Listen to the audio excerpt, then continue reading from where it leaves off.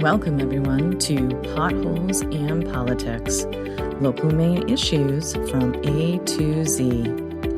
I'm your co-host, Rebecca Graham, and we are going to revisit the second half of a cliffhanger episode that we left you with earlier this winter. We're going to follow up with our Stormwater Rangers and drop Stormwater Rangers Part 2, Return of the Stormwater, which seems timely given our large rain events that we've had most recently. But don't worry, we'll be back as a team soon. But in the meantime, we hope you will enjoy this episode. Rebecca, today we are here with some of our favorite, or my personal favorite people that we are introducing our colleague to, who is also on this call. Amanda, Hello. You want to introduce yourself? Hi, folks. I'm Amanda Campbell, your third co-host, sort of. Amanda's going to have to take over some of the management of this advocacy portfolio. And it struck us as an important conversation that we should be having with the public in general to talk about stormwater regulation, MS4 permits, and a whole bunch of acronyms with some of my favorite people to hang out with. Today, we have with us Fred Dillon, who is the South Portland Stormwater Program Manager. Is that? Coordinator, but yeah, manager is fine too. And Doug Roncarati, who is Portland's Stormwater Czar, right? I think that's your coordinator works just fine. And Cody, I'm going to butcher your last name. Cody, can you introduce yourself to us? Yeah, sure thing. So I'm Cody Abrupta. I'm a licensed professional civil engineer working for the Maine Department of Environmental Protection in the Land Bureau, and I'm a member of the Stormwater Engineering team. Awesome. Cody, we're so glad to have you here too, because the nexus between local, state, and federal in this topic in particular is extremely important to try to understand. When we left our Stormwater Rangers, they were just talking about how difficult it was to get stormwater infrastructure past a budget committee. Will they succeed? Do they have bright ideas? Let's find out in episode 2. And it's a hard thing to do when budgets are tight now. It's hard to say we need to spend some money on this now, when everybody would like to say, hey, we can do that in 5 years when things are a little less tight. But 5 years comes and things are just as tight, if not worse. So it's a hard sell. And everything in stormwater is hidden. So it's not something that people see on a regular basis in an intimate way, like they would a road. There's a catch basin there, but they know when there's a pothole.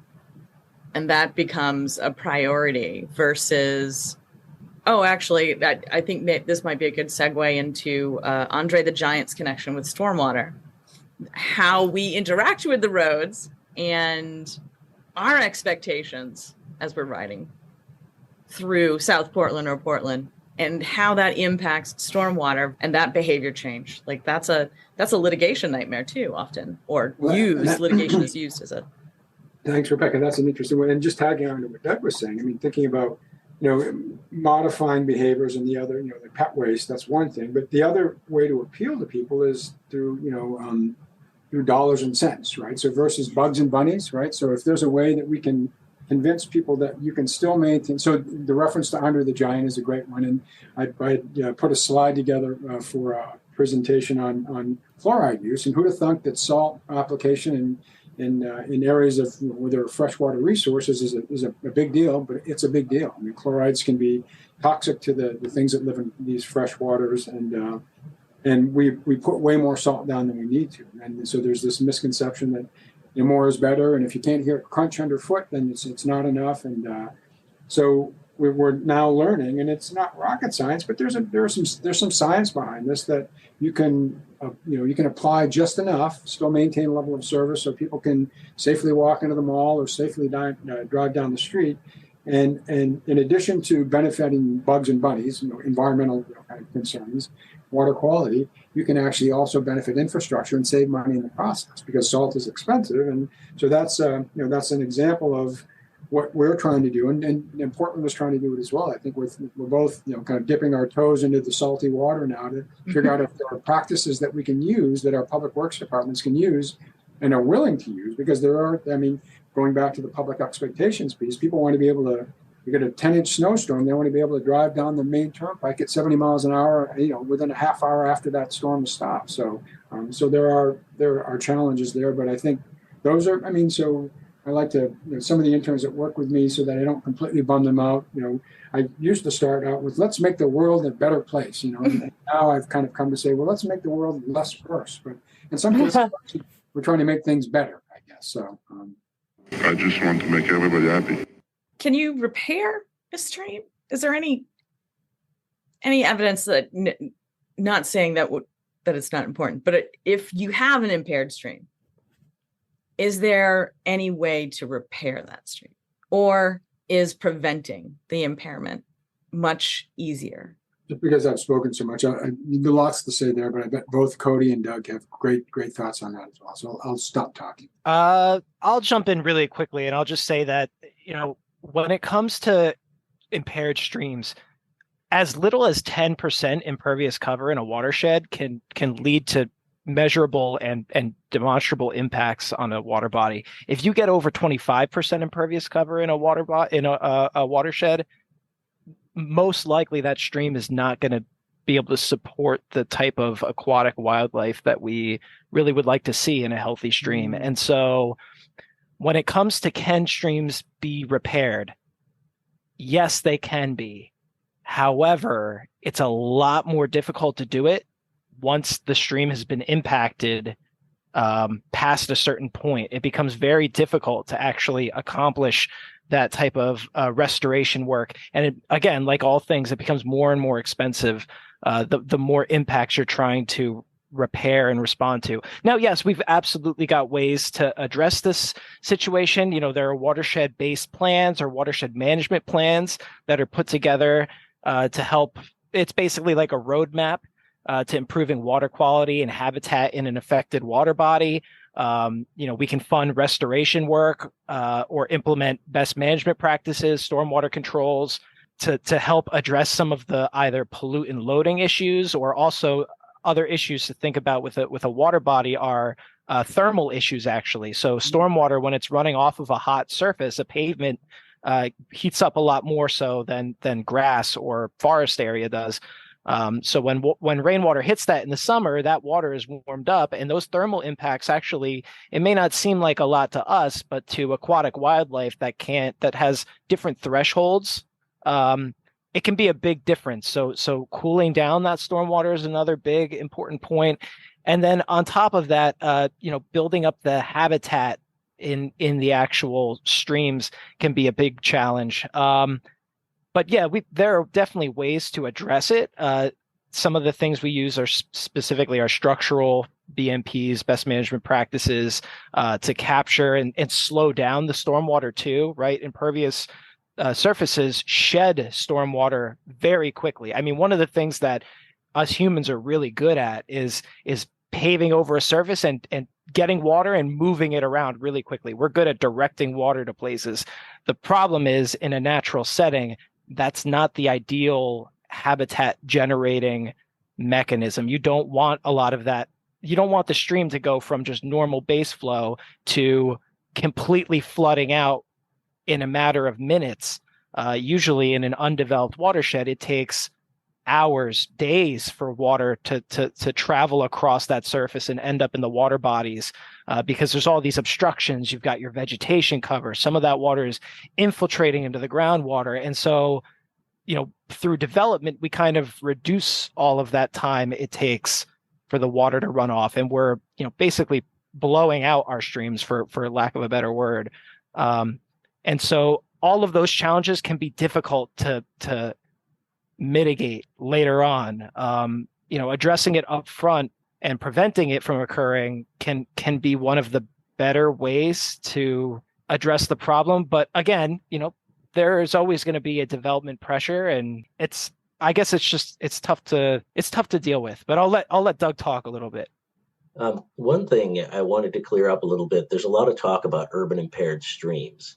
And I don't want to go too far down that road, but I wanted to explain that under the Clean Water Act, the state of Maine has developed water quality standards. And those standards are essentially to look at a whole host of lakes, rivers, streams, coastal waters, and determine what their uses are and determine what their current status is based on the standards that they've set up. So, for example, every water body or large water body has a water quality standard that is the goal for it to meet. It should be able to meet those standards and provide all the benefits and uses that go with those standards. So when you get into stormwater law, that's a separate thing. That's when you get into the urban impaired stream standard.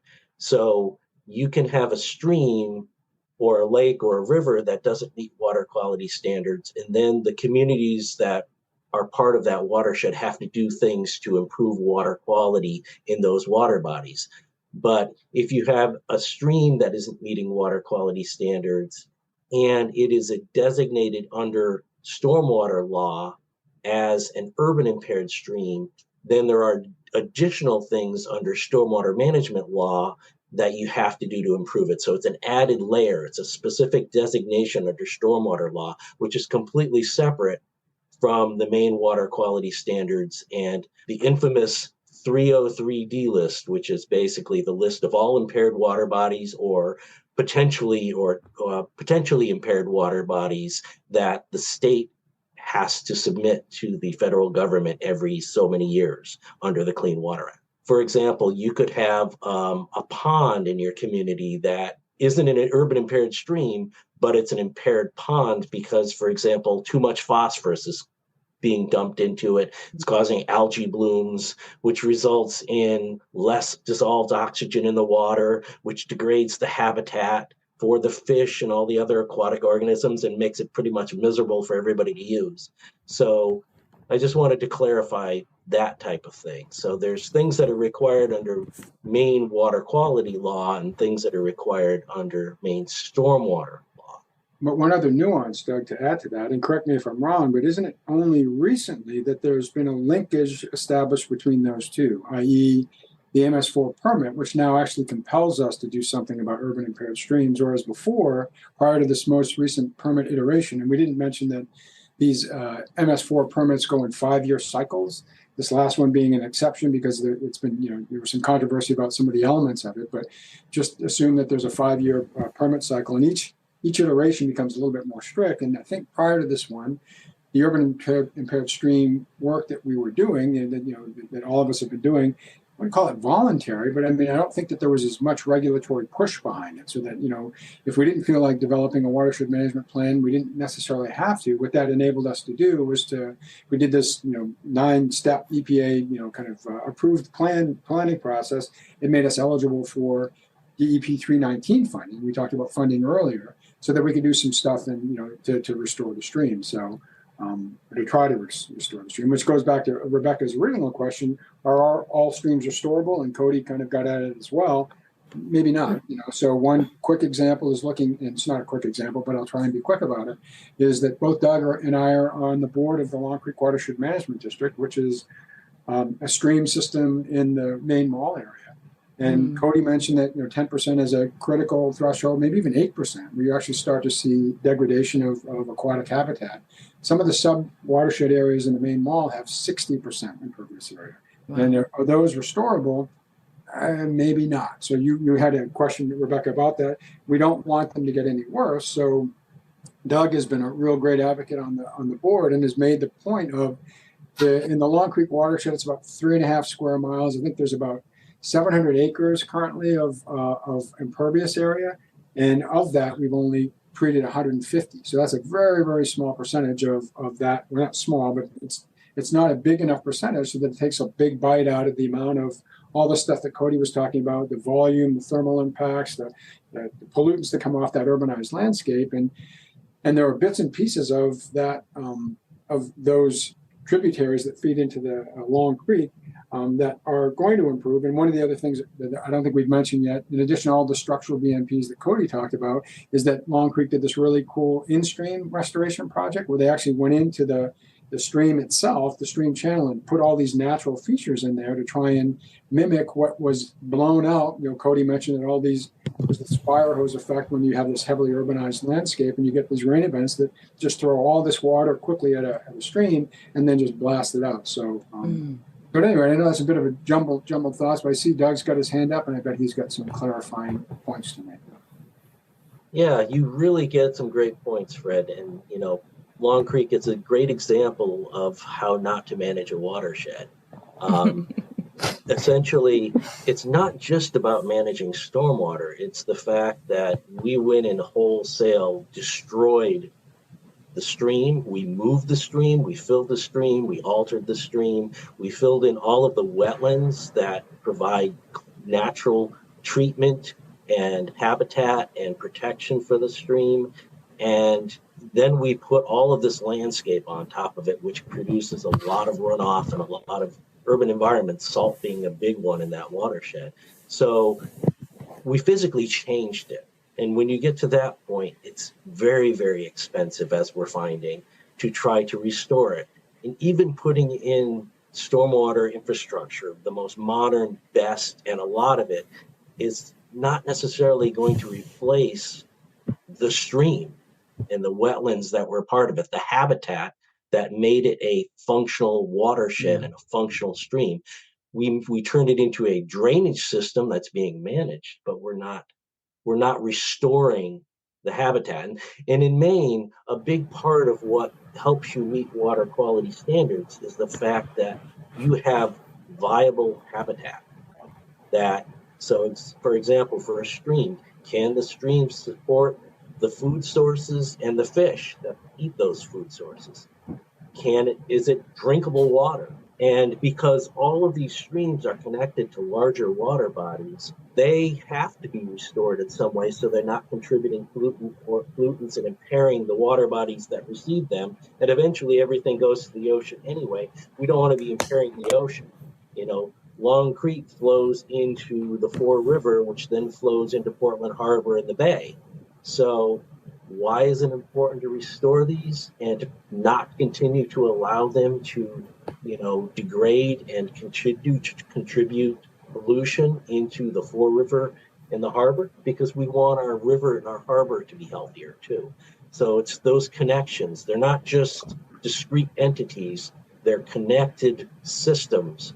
We have to start looking at them like they are connected systems. Well, and just quickly, I'll add that our predecessors failed the Hippocratic Oath, first do no harm, right? So moving forward, and to Rebecca's point, in some cases, it may be a tall order to think that the subcatchment that's got the 65% contributing, 65% of impervious cover contributing to that watershed can be restored, but we sure as heck don't want it to get worse, right? So maybe we're going to hold the line on it, but the idea that we're going to get trout or cold water fisheries back into that, it's probably going to be a tall order, but maybe not. And it's not to say, well, and I guess it does beg the question: is how much money do we have to spend before we finally get to the point of saying, you know what? We've really given it and Long Creek's this great science project, but it's an expensive one, right? So when we look at it is, and I'll just say quickly, and both Doug and I have devoted, a decade or more of our lives to, kind of looking at trying to help restore Long Creek. But we spent a lot of money, $1.5 million a year for the past, $15 million over the past 10 years. And we've got this really sophisticated monitoring system. Long Creek is the most heavily monitored stream, no question, in the state. And we really can't demonstrate by looking at all the water quality data that we've collected that we're moving the needle very much in many regards in these various segments of the watershed. So I think we could say that, it's only 10 years. It took us 50 years to mess the stream up. So we need to keep trying. But will we reach a point where we say, you know what, this is, we're shoveling, and you're going to edit this out too. We're shoveling shit against the tide. So some of these stream segments are going to be maybe non-restorable. Just don't make them worse. So I'll stop there. Yeah, that's something that's always struck me as odd from the advocacy end in thinking about water systems, thinking about watersheds. Water doesn't care where the municipal boundary is. And we have this really odd kind of regulatory regime where, I need a federal, state and local permit to stick a dock into a river or a pond, but I can pay to fill in a wetland. And the payments for that wetland may be used by another community someplace else for an environmental project, but that wetland is gone. There's like, you've paid to fill that. That to me has just been an odd concept. I think that probably has more harm than the dock, which has this, massive level and is focused right at that river. Like the impacts of filling those, I don't think you look at it in a system way, though we have this system of taking money for that activity and giving it to other areas for preservation purposes. It seems like a bit of a perverse incentive. And I bet Doug's got some ideas around how many wetlands he has left in Portland to fill. Believe it or not, there are a lot of wetlands because they're just not high quality compared to what you'd see up in the county, which has wonderful forests and streams and rivers. Ours, basically the development of Portland, from the earliest times to the clearing that went on for farms and pasture, to the railroad and the changes that the railroads made. Basically, throughout Portland's history, it's been a lesson in moving water around the landscape and trying to get it off our built landscape and into the ocean as fast as possible. And I mean, if you look at what Portland used to look like along the coastline, it probably resembled something more like Scarborough Marsh at one time. But we filled in a lot of that land to use for, industrial, commercial, and residential uses. And inland, we've done the same thing, and we've used pipes and ditches to move that water around the landscape, and we continue to do that. We continue to convey it to the low-lying areas that are out of our way. And then eventually we decide, well, we need that land too. So we want to, as you say, fill in that land and build on that, which creates challenges. But then there's a cost associated with that because that water, when it rains heavy, that water's got to go somewhere. So we've got to find a different place to put it. And we either have to run it through our storm drain systems or we have to shift it over onto somebody else's property. And then nature finds a way of dealing with it at that point. And then we just, that cycle continues. So in order to manage our long-term costs, we have to think about how we're moving water around the landscape, where we're putting our development. Would it be cheaper to leave that wetland and that woodlands and that stream in that spot and find a better place to develop, such as, if there's an underutilized developed area in the urban core, can we develop there instead and get the same thing out of it and not have to incur the cost of moving stormwater around and managing stormwater? And I think that's where we're at. And, as a social justice issue, traditionally we've put the poorest people have been relegated to the locations where a lot of our waste and water, our runoff and wastewater, are directed. It doesn't make sense to fill in wetlands and put in, housing in those locations only for them to have lots of problems and for the community to incur greater costs for filling in those places to put housing. Because those costs then impact the cost of housing. Yeah.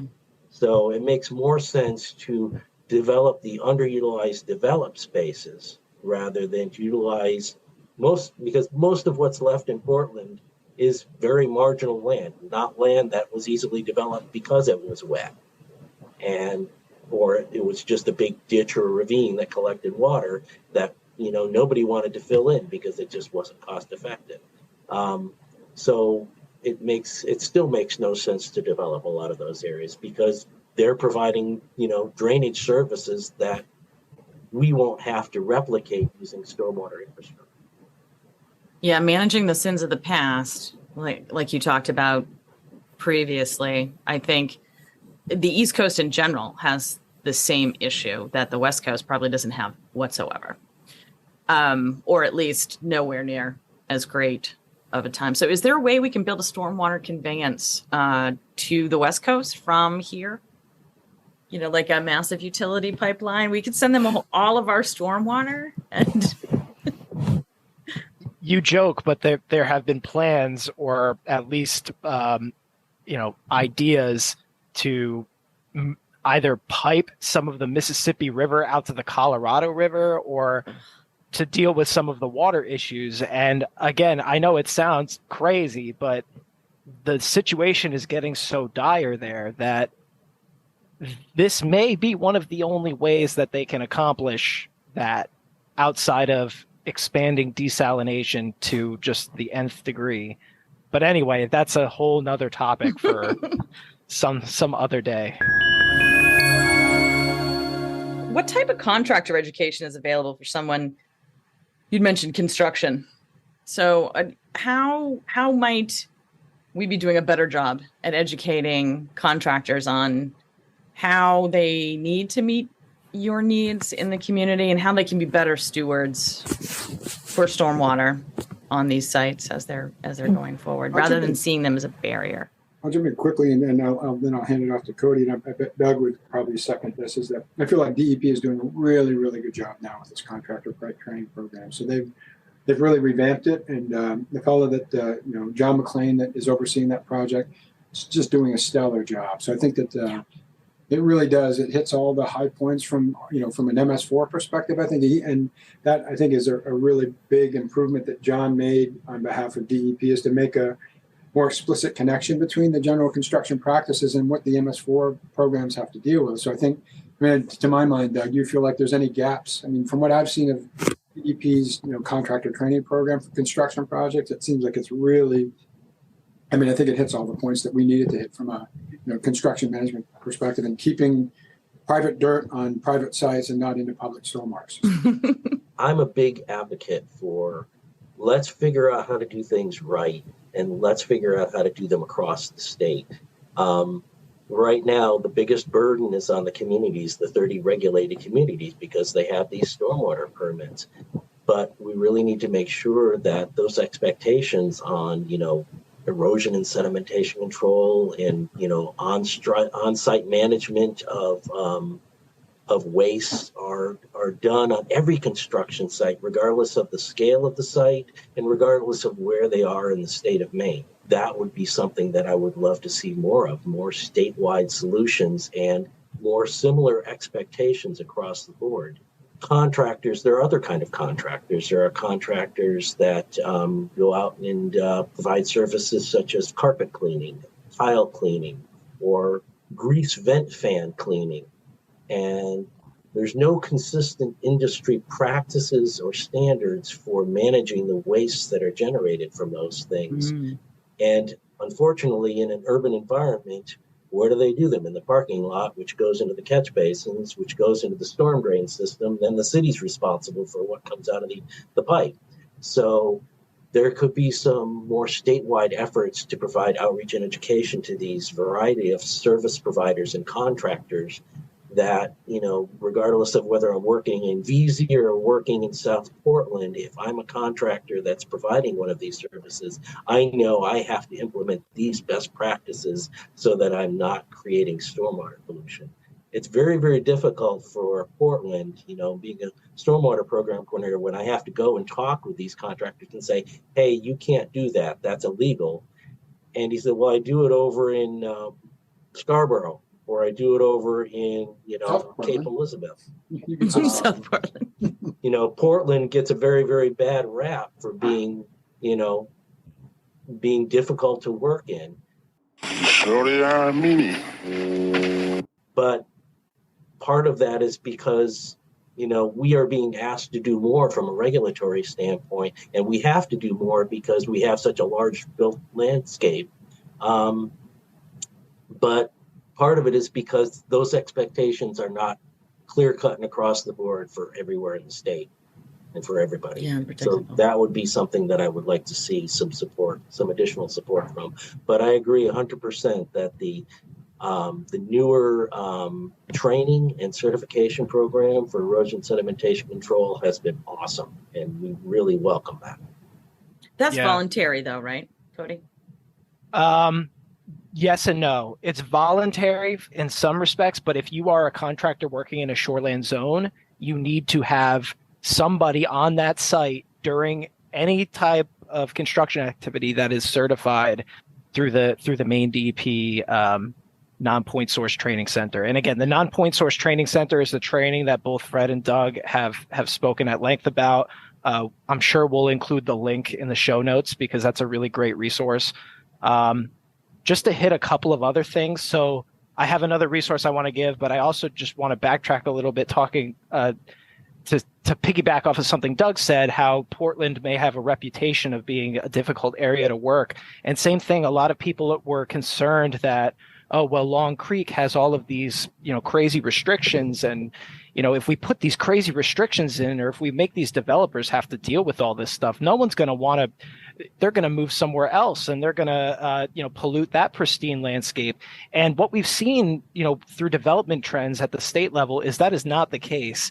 I mean, absolutely, yes, other communities are seeing an increase in development, but areas like Long Creek Watershed or areas like Portland are seeing a lot of development despite the, the high expectations of treatment standards. And so I think something that speaks to is, yeah, there are absolutely concerns that if you make regulations too strict, people are going to go somewhere else, or that those communities aren't going to see the benefits.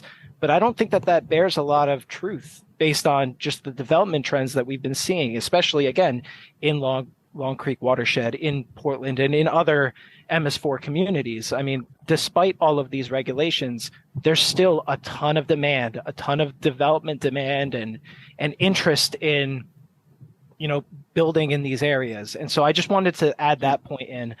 Just speaking to a couple of other resources, I think I agree with both Doug and Fred that John McClain and his group at the Non-Point Source Training Center have done wonders. I wish he had a team of like 5 or 10 people rather than being almost like a solo artist there. Yeah. Because I think with a larger team, he could accomplish so much more. I think there needs to be more education in a lot of different departments, and I've been working with John on just some other stormwater related education initiatives. One of the things we'd love to do is put together a post-construction stormwater inspection and maintenance certification or workshop where contractors or other professionals can take this class and become certified so that they can provide inspection and maintenance services on post-construction stormwater management. Because again, you have during construction, which is your soil erosion and sediment controls, and then you have post-construction, which is your long-term stormwater control measures, best management practices. That's like the stormwater wet pond you put in, or that's like the proprietary treatment device, your focal points and your tree boxes and all that stuff, your Ferguson Waterworks infrastructure. And then you also have your underdrain soil filters and, all that stuff is important too. And again, MS4 communities have that additional burden of making sure that the private property owners are maintaining their stormwater infrastructure. We try to accomplish that at the state level through our 5-year recertification program, which I fortunately have had the pleasure of revitalizing after a little bit of a hiatus because of understaffing. But again, incorporating additional education from a post-construction inspection and maintenance perspective, I think that there's a lot of room there to expand the training. And then finally, I just wanted to plug this other training opportunity. The Rutgers University has a Green Infrastructure Champions program where they have it's completely free. There's like 10 classes, I think. They're 2 hours each. And it offers a really good introduction to the world of green infrastructure. So for somebody who doesn't know anything about green infrastructure, whether you're a contractor, municipal employee, or something like that, I think it offers a really good introduction. Some of the classes focus exclusively on retrofitting projects or going to existing stormwater infrastructure and improving it or expanding it. And so I think that kind of speaks to some of the things we were talking about, dealing with combined sewer communities, going in and retrofitting some of these areas. So I think that's an area where it ties in. And I think it just gives a really good overview of how green infrastructure can be part of the solution and how contractors may be able to look at that as something that's not super difficult to use on a site. Because again, one of the things we want contractors to be able to do is recommend green infrastructure, or recommend really good quality stormwater infrastructure when they are requested, hey, give me an estimate. I have this problem. Can you help me with this? What do I need to do? In an ideal world, those folks who are providing that guidance will go, hey, I know these green infrastructure practices are really good, or I know that living shorelines are a really good way of dealing with this problem. Whereas currently, some of the challenges we run into are just the legacy development that people have been doing forever and ever, that people know how to do really well. That's what gets turned to when we have, I think, frankly, better solutions available to us at this time. I think it's just a matter of educating not only the people who are going to be installing this stuff, but also the homeowners and the property owners and the towns and really just everybody across the board to look towards these solutions and familiarize themselves with them. I mean, just like the same way where, we used to put in a lot of ornamental exotic shrubbery as our landscaping, and now there's been a really big push to put in native plants as landscaping on projects. I mean, that shift has happened over a number of years, and I think the same needs to be done in just different areas of stormwater management with green infrastructure practices, living shorelines, nature-based solutions. I think all of that stuff needs to follow suit with that type of evolution. And you MMA will have to have us back again, because what Cody and Doug just both said really will be largely encompassed in the new Chapter 500 update, so the stormwater standards. And a couple of points about that, apropos of what both of them said, is the notion of these regulations being sprawl-inducing. So that argument will be no doubt trotted out. MMA is going to hear about it, no question from municipal officials that these DEP's crazy. This is going to drive development out of the hinterlands, and it's going to be worse. And Doug has always been a real strong proponent and spot on, I would say, about trying to level that playing field so that, across, in addition to the MS4 communities, the 30 of us, all these, to some extent, all of these communities are going to have some basis where there'll be restrictions on development for them as well, so that it will maybe dampen. And so it'll be a sausage making process, right? So the devil will be in the details on what comes out of that. And it'll probably take us a couple of years to get there, but again, you'll definitely hear that these regulations are crazy. It's going to be sprawl inducing. It's going to cut into affordable housing. We've got a housing crisis, so all of that. So at any rate, love to come back, because I'll talk about this stuff longer than any of you will want to listen. You don't know the power of the dark side. I do find stormwater fascinating. This is not something that I ended up thinking that I would get really geeked about, but I've been at parties before where I've found kindred souls and talked for like hours while everyone else walked off. This is a party. What is the matter with you? Yes, we have an emergent problem with housing. It didn't happen overnight. It happened since 2010 and the slow of that building. And we're not going to build our way into a solution anytime soon. So I get the emergency feeling around it, but at the same time, we're going to be reaping way more at the other end. We've been here before. We've been here a billion times before. It's time we should probably learn about it. And we have an opportunity. I don't think things take more time to do right, and they may cost more to do right, but not in the long term. That's my soapbox, Doug. Do you mind if I jump on mine for a minute? Please. Kind of picking up on something that both Cody and Fred said. Development has impacts. There's no way of getting around it. We hear a lot of terms about low impact development, and what does that really mean? And there's different camps about that. And the idea is, looking at Portland, essentially Portland's a wonderful place to live. Many communities would love to be like Portland. They'd love to have the tax base. They'd love to have the hot spots and, the tax base and everything that comes with being Portland. But there were costs associated with that, and there continue to be costs associated with that. We have, very high taxes and high, land values, which make other choices more difficult.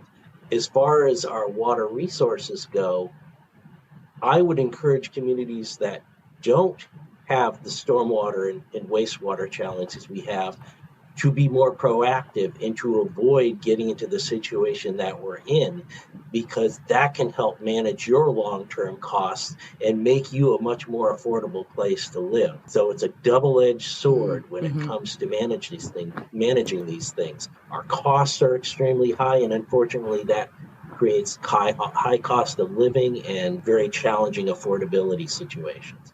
But really hopping onto the soapbox, when it comes to low impact development, it's really a philosophy. It's about looking at the landscape, determining where the natural resources are, where the most important resources are on that area.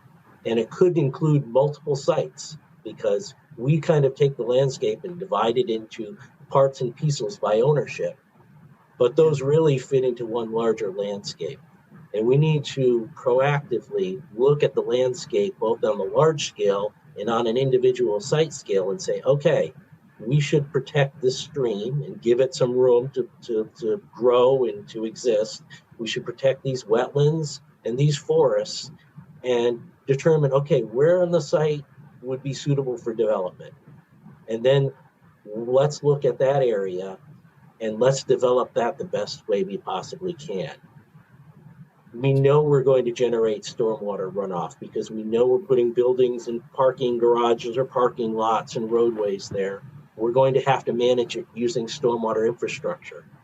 Let's utilize the best stormwater infrastructure we can and use green stormwater infrastructure, which is essentially using techniques that mimic some of nature's processes to provide the best stormwater benefits that we can, grabbing the stormwater in little bits and pieces and treating it and managing it there, slowing it down, as Cody mentioned, rather than trying to collect it in big pipes and then put it into a big detention pond, or to completely send it off site into the nearest water body. So green stormwater infrastructure is a great tool for managing stormwater from the areas we do develop. It is not the same as low impact development.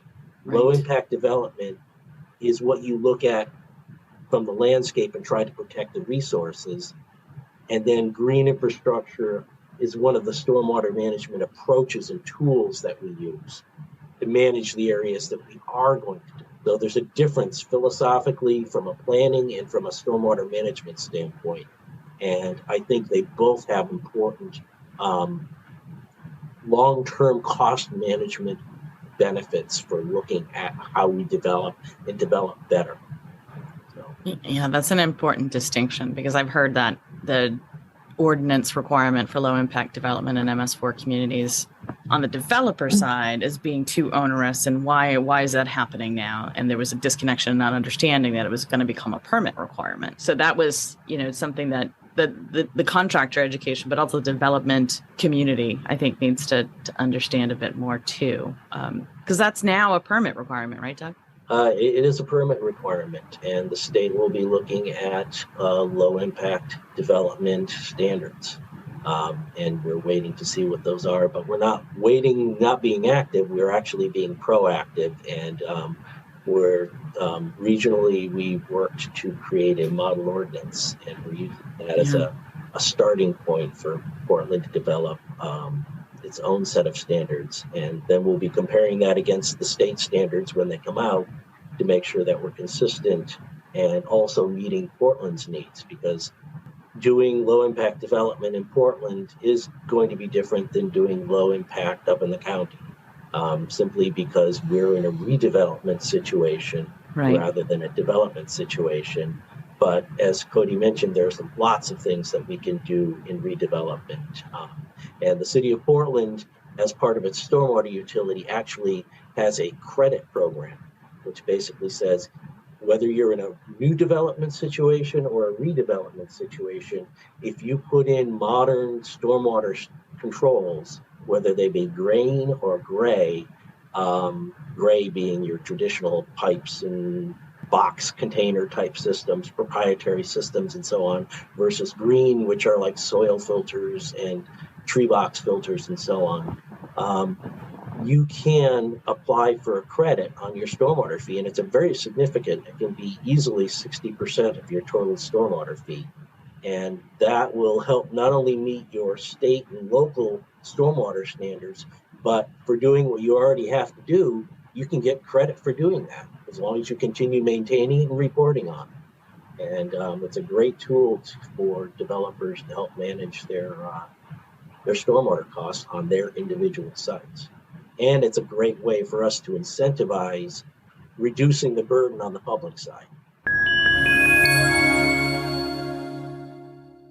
Amanda, since you're so new to this topic and kind of new to the whole permit, it's going to be in your wheelhouse. I'm going to throw you under the bus and ask if there's anything in this conversation that you had questions about or might want to dig in. Does anybody anticipate that the number of regulated communities will increase in the next 5 year when the next 5 year permit comes up? And what would make that happen? I think census, right? Doug mentioned earlier, I think that it's a population-based determination, and there are several, I think, or maybe that's overstating it, maybe a few communities that are in these areas that are burgeoning, Brunswick, Topsom, those areas that potentially will trip that threshold and will get pulled into the program. There are probably others, Doug or Cody, you know of any other population centers that might get dragged in, and maybe those boundaries would expand in certain communities. So that's what's referred to as an urbanized area, is a designation that's largely based on census data, and so that could also expand because some of the communities that are already in the MS4 program aren't their entire municipality. And actually, believe it or not, South Portland is densely developed as we are. The main mall, because it doesn't have a residential component, although that's changed recently with a lot of development that's happened there, the main mall isn't part of South Portland's urbanized area, although we manage our infrastructure out there as if it were. So yes, Amanda, there will be, I can't say for certain, but I'm pretty sure that there will be additional communities that come on board with the next census. And because that's population based, there isn't something that they could do to prevent that from happening, right? There's like, if they knew now that, that's going to happen, or potentially that's going to happen, but if population is the trigger, there's nothing they can do to prevent themselves having to be sucked into that sort of bubble, right? I don't think so. To my mind, no. Unless they want to kick people out of the community or put a gate at the state line coming into Maine. Right. Well, isn't there a nexus with impervious surface, though? Because I look at VZ as being an MS4, and Augusta is not. Yeah, that's a good point, actually. And that's an oddity as far as I don't actually know the details behind why Augusta isn't. Yeah, so that's a good point. I would think Augusta would be a strong candidate for, but I don't actually know the Not that I'm advocating for that. Exactly. But Cody or Doug, do you know anything about why Augusta didn't get, imperviousness is part of it, but I think it is population, it's really largely population based. I'm not sure about imperviousness. So unfortunately, I am not the expert on MS4 and the requirements. Actually, the Water Bureau handles a lot of the MS4 stuff, and I'm in the Land Bureau, which again, I mentioned before we even started recording that I wish there was a little bit more communication between the two of us, because I think there's a lot of crossover when it comes, especially to stormwater management. But yes, you're right. Augusta is not an MS4 community, and there are actually a number of areas that have urban impaired streams, but are not MS4 communities. So Caribou has urban impaired streams, same with Lisbon Falls and Sanford. So these areas have urban impaired streams, but they're not MS4 communities. And I think another thing to think about, this is more long-term planning, but as climate change continues to progress, the state of Maine and the Northeast as a whole is actually one of the, I don't want to mix my words up. It's not necessarily the safer place to be when it comes to climate change, but it's going to be one of the more hospitable areas in the United States. When you look at the climate trends and all of the associated risk factors like wildfires, hurricanes, and things of that nature, and droughts, the Northeast is relatively well protected. And so I think that planners and people in general should be aware that we could very realistically see a larger influx of people from other states moving to our area, and no doubt that would not only increase the population numbers, but that might create more MS4 communities down the road. And it's just something to think about. I mean, I don't exactly have any solutions or anything to recommend other than maybe get some good mixed use zoning in right now, so that way you can have retail and housing combined in one area. But anyway, that's a different soapbox on a urban planning perspective that I won't jump onto, especially I'm not qualified. I'm not a professional planner, so you're totally on the right track there, Cody. I mean, Yeah. if you look at, so to Cody's point about how development happens, I mean, densification, I mean, Doug and I had that kind of beaten into our heads about how, density is a good thing. And, but if you look at greenfield development, and the way that it's developed, densification there is also a good thing, right? So you can really concentrate development. So if you look at it at a watershed scale, and there's this great graphic that EPA developed over the years that really, just really illustrates it very, very well, that the amount of runoff, the amount of pollutants that come off that landscape, the amount of landscape that can be preserved, back to Doug's original point, he's very professorial. He'll be a great adjunct faculty member in his retirement years, I think, talking about, LID as a philosophy, right? So, but I'll take that class. Yeah, exactly. You got a 1,000-acre parcel, and you can densify it, get the same kind of use out of it in 10 acres, and you preserve, 990 acres. And again, maybe that's an extreme example. But I think EPA has actually got graphics that show this, that it's a huge impact from the stormwater runoff perspective. So that, and that's smart planning, and it really does have a lot to do with highest and best use that we use. That's a term that MMA is very Constitutional. Yeah, Can't help it. So, but and I don't know, Doug, if there's an example of that in Portland, but that Stormwater project, right? Is that? I mean, there was some real effort there to try and preserve some of that as green space. Although it seems, I drive by it, fairly frequently. So I'm referring to a project, a housing, more upscale housing project here in Portland that I think attempted to make some efforts to preserve a lot of the green space, but and it's a traditional subdivision. These are upscale single-family residential houses, but I think that there was some effort there. I don't know if you would call that LID, Doug, but the development I'm talking about. I can't remember the name. A couple of things happened. One, we worked very hard to make sure that we protected the shoreland zone, that entire 250-foot swath or corridor along the river itself, and to make sure that no infrastructure would be put in there, so we weren't impacting that area. And it was already cleared. It had been farm fields for a long time, so essentially it's going to be managed as fields and forests. There will be recreational trails to allow people to go down in that area, but the focus was trying to protect that area, allow development closer to the roadway, the main roadway, and to minimize wetland impacts, because there's quite a bit of wetland as you get closer towards the river itself. And they also had to put in modern stormwater controls. There's a variety of different stormwater management techniques that are being used in there. That's kind of how it was approached. They had to meet the local and state stormwater standards, and we required them to preserve the entirety of that buffer. LID, you think? It would reduce impacts. You think that's LID or? I wouldn't necessarily call that. I would say it's lower impact development. Certainly you can't put that many houses on the landscape and have it be the equivalent of a farm field. You're shifting the type of impacts that are going on there. Certainly agriculture has one set of impacts that could affect water quality, and housing and roadways has a different kind of impacts, set of impacts. But certainly there was additional stormwater management required to deal with the buildings and the roadways that are there. Yeah. So how do you manage something like that in terms of, you're looking at pollutant load and you're looking at an agricultural plot of land that might have phosphorus runoff, and your management around that is maybe education to the landowner about trying to find some natural alternatives or something of that nature. But then it shifts and it turns into residential and roadways, which is a whole other different pollutant runoff situation. How do you guys manage that within your programs? And is there a lot of pushback? Well, right now, and it gets back to a point Fred made earlier. Right now, we look at stormwater management and pollutant loading from the perspective of it's all stormwater. We're not looking at it in most cases on an individual pollutant by pollutant basis.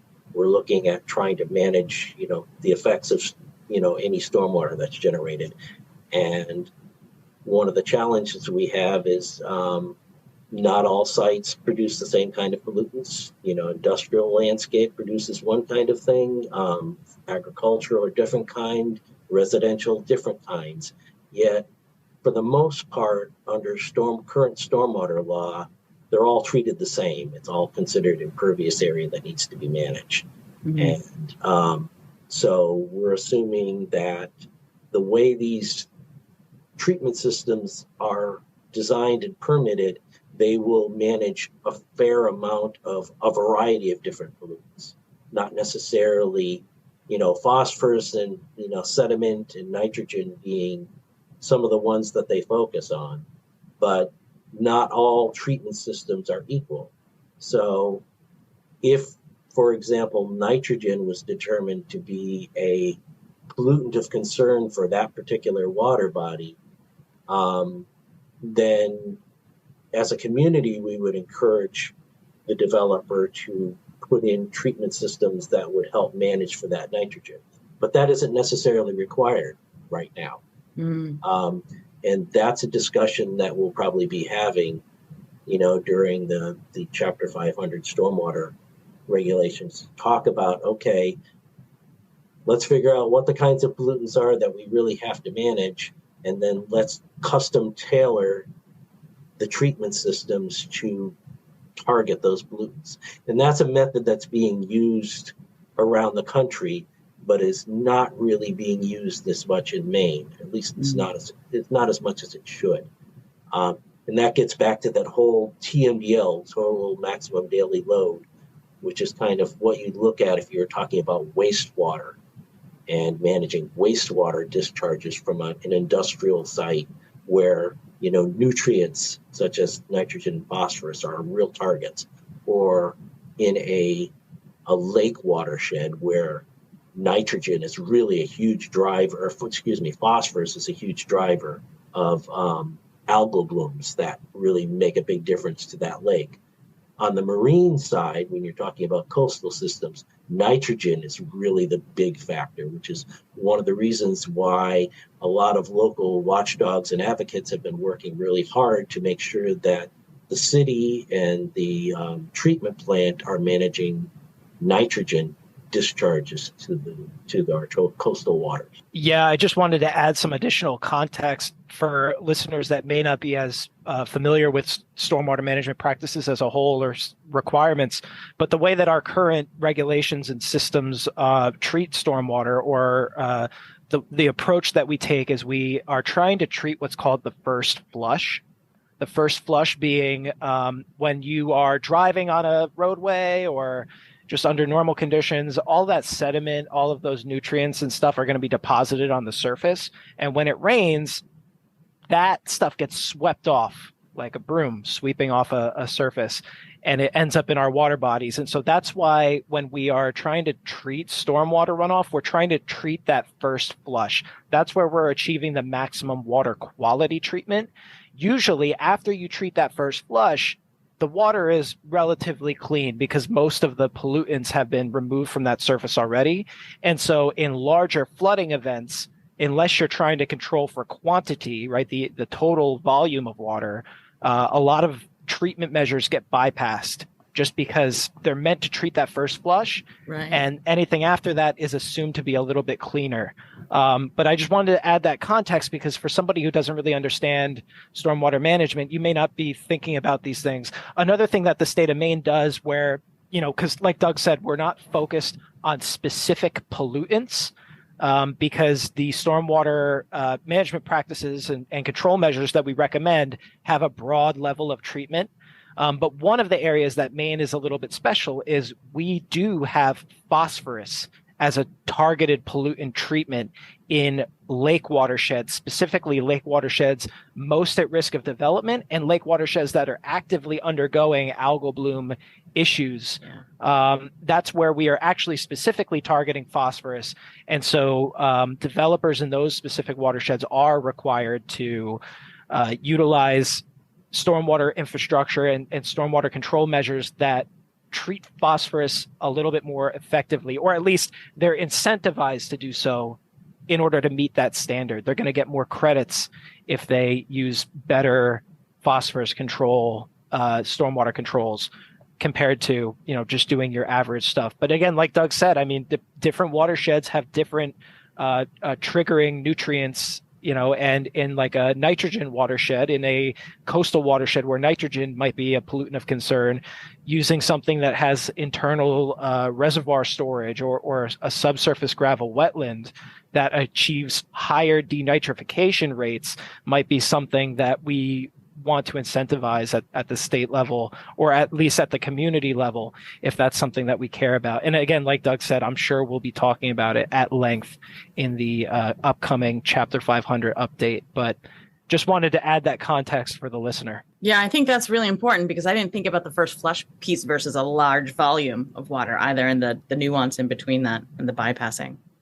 I also think that it's phosphorus is often thought of as being an agricultural product pollutant. And I would hazard a guess that there's not a heck of a lot of agricultural activity going around Maine's lakes, largely, probably at least in southern Maine, but the drive for a greener, fluffy lawn. Actually, in addition to that, Rebecca, believe it or not, I think the primary input from phosphorus comes from eroding soils, right? So phosphorus, soils have, are able to, so camp roads around a lot of these lakes that are not paved, they erode badly. And so there've been a whole host of, camp road associations that have formed around these main lakes. And, and I know this because I think I mentioned earlier in my bio that I worked for FB Environmental, the environmental consulting firm that was doing a lot of work for DEP at the time. And we were doing we're doing these things called PCAPs, phosphorus control action plans, for these lakes and ponds that were actively blooming, had algal blooms, and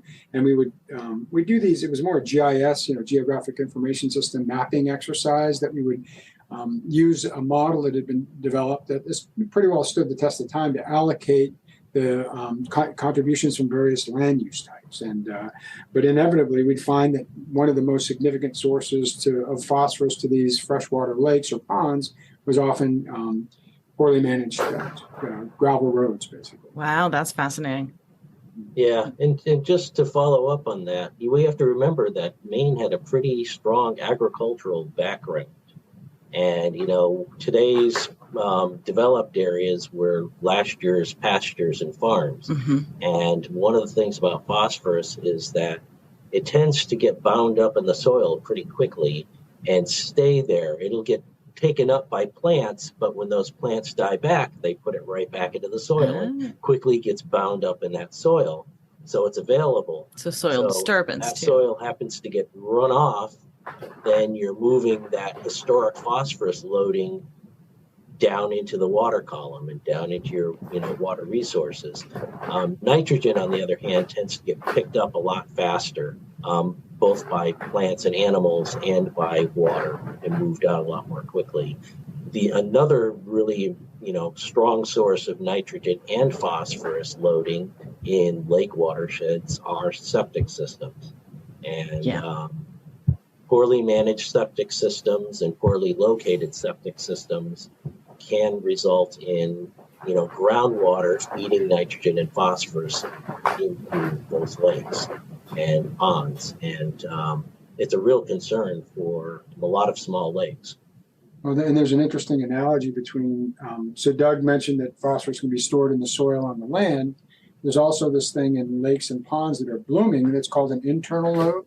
So that you could cease all phosphorus discharge into these water bodies, but it's going to take a while for that internal load, all that phosphorus that's accumulated in the bottom of the lake, that gets re-entrained in the water column, where there's this turnover process that happens in the spring and the fall, and that phosphorus gets kicked back up into the water column and promotes the growth of algae. So you can have You could, again, do a great job at controlling watershed inputs and still have years of blooming lakes. Similarly, you can have the same kind of thing happen in these urbanized watersheds, particularly around mall areas where there's a lot of salt applied. With that salt, the chloride gets into the groundwater, and you could cease all chloride, application to that landscape, and still have a period of time for that chloride-laden groundwater to flush out, because there's an exchange between groundwater and surface water streams, especially during base flow conditions. Base flow means lowest flow during the summertime when the conditions are most challenging for the things that live in the stream. And that's the time when you actually see the worst chloride concentrations, because you've got this concentrated groundwater getting into the streams that's potentially killing stuff that lives in the stream. And just to add to that really quickly, climate change also plays a role in warming the water, specifically when it comes to the phosphorus feedback loop. So as the climate starts to warm, algae is getting more and more of a favorable environment to establish itself. And so there may be some negative consequences to that where, we might be doing a really great job managing phosphorus, but if the water's warm to certain extents, well, then just the natural phosphorus that's in the lake watershed already could kick up algae blooms. And so that's another concern. And that's another reason why climate change is just this looming threat that really needs to be managed and needs to be dealt with. Because again, if you live on a lake watershed, or if you live in a community by a lake, I imagine you really don't want that lake to be impacted by algal blooms. I mean, it decreases property values, it decreases the recreational use of those water bodies, and I think we're all on the same side that we really want to have that pristine environment and that usable water body where we can, have all the advantages of living in that area. And so I think we're all on the same side, and that we really just want to make sure that we're protecting our resources long term. In the Land Bureau, what are one of the bigger challenges that you see with this nexus with stormwater? The Land Bureau specifically is in a difficult place, at least the stormwater engineering team, because again, like I mentioned, there's the Land Bureau and the Water Bureau, and the Water Bureau has kind of been driving, or they're controlling the MS4 program, and the low impact development requirements came from EPA through the MS4 program first. They weren't pressuring us as the Land Bureau to establish those requirements. Now, previously, we have had low impact development standards in our best management practices manual and in our Chapter 500 stormwater rules, but they weren't like the primary focus. They were in there as resources. But now that MS4 communities have to implement low impact development standards, they are looking to the state for some guidance, for some, how should we do this? What's the best way to go about doing it? And the Water Bureau has their ideas, but there's also a lot of eyes looking towards the Land Bureau and our Chapter 500 update that we're going through, the process of updating it. There's a lot of focus on that where, hey, can those guys come up with low impact development standards that we can use at the MS4 level? Or another problem is, what if the standards that we end up coming up with conflict with the low impact development standards that the MS4 communities end up adopting? And then that's going to spur a whole nother process of revising ordinances and whatnot. So we're in a difficult spot in that regard. Another thing too is climate change driving precipitation changes. As you might assume, precipitation changes throughout the state. It's not just everything is going to get more intense. Different areas of the state might actually see a decrease in precipitation over the coming years, whereas other areas of the state might see a significant increase in total precipitation, or an increase in intense storm events, which is something that we've been seeing more and more, at least in a lot of the communities that we're all from. These intense storm events where there's a lot of rain all at once over the course of a day or two, and some of the negative consequences relating to that. I mean, that's based on the Climate Council's scientific report that they put out. That's only going to continue to increase. We're not only going to see more rain in general across the state in most municipalities, but also we're going to see increasing intense storm events, and those intense storm events, have a whole host of issues, including infrastructure damage, flooding, and all of those concerns. And so at the state level, we are trying to manage all of that. We want to protect our natural resources. We want to ensure that stormwater is being treated effectively, but then we're also concerned with, the increasing intensity and how climate change impacts stormwater runoff. So there are a lot of things that are on our mind, and it's something that we have to deal with. We are speaking to experts. We are, discussing it internally, and we're trying to come up with the best standards that we can, but keeping in mind that, as Doug and I think Fred have both said, not every community in Maine are the same. An area in Portland is very different from like a small town nearby me, Brooks, Maine, where they might have one development project in a decade versus Portland's got dozens, maybe 100 development projects every year. So areas of the county and areas in southern Maine are all regulated under the state stormwater regulations. And so we are trying to balance that. We're trying to balance the needs of all of these different communities and come up with standards that do protect those resources, but also make sense for all of those communities. And again, like folks have mentioned, it is a little bit of a home rule state where municipalities can come up with regulations on their own that are more strict than the state requirements. So the state does lean a little bit on some of these municipalities to enact ordinances or regulations that may make more sense for their communities. So I guess all this to say, in summary, we're in a difficult position and we're never going to satisfy everybody, but we are doing our best. We are really thinking about these things. We're not just going with the flow and, making it up as we go along. This is something that we have long discussions about, and we do a lot of reading and talk to a lot of experts and get a lot of community involvement and community engagement, what their needs are. And so that's great, Cody. Thank you. And please don't take any of the DEP beatings that MMA might administer in committees as anything personal. I think Rebecca has a little post-it right on the front of her computer that says the beatings will continue until morale improves. Exactly. Until policy improves. And when I think of TMDL, I think total maximum daily load of legislature. It's like double L. Yeah. I would like a significant reduction in that number. Beck. Should be total maximum daily levity. That is what I want to seek in my life on a regular basis, which is why I enjoy Stormwater and beer, because Andre the Giant comes up and we can geek out and take tree baths and yeah.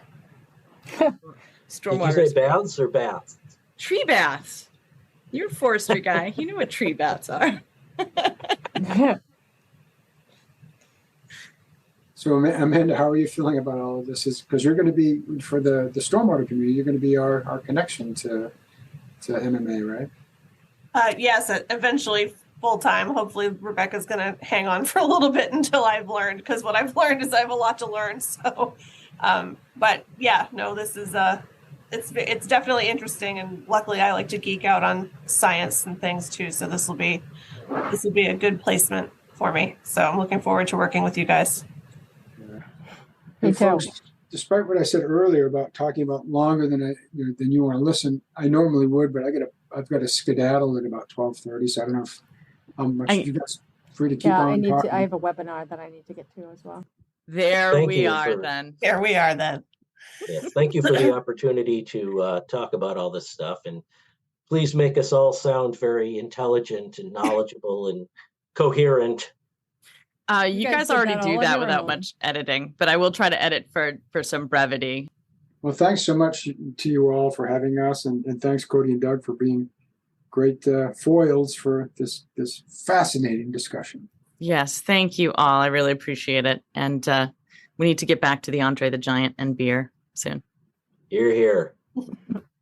Thanks, guys. Been honored to work with you guys today. Thank you. Likewise. Have a great day. Take care. Take care.